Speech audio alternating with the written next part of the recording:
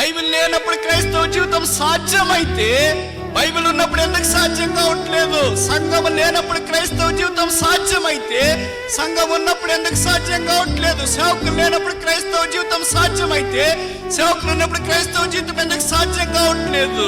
ఏ social media లేనప్పుడు, YouTube లేనప్పుడు, WhatsApp లేనప్పుడు, ఫేస్బుక్ లేనప్పుడు, దేవుని యొక్క వాక్యం రేడియో ద్వారా, పెన్ డ్రైవ్స్ ద్వారా, సీడీల ద్వారా బయటికి రానప్పుడు క్రైస్తవుడిగా జీవించి దేవుని స్నేహితుడిగా పిలువబడటం సాధ్యమైతే ఇప్పుడు అన్ని ఉన్న దినాల్లో క్రైస్తవుడిగా జీవించడం ఎందుకు సాధ్యం లేదు? లోపం దేవునిలోనా, మనలోనా?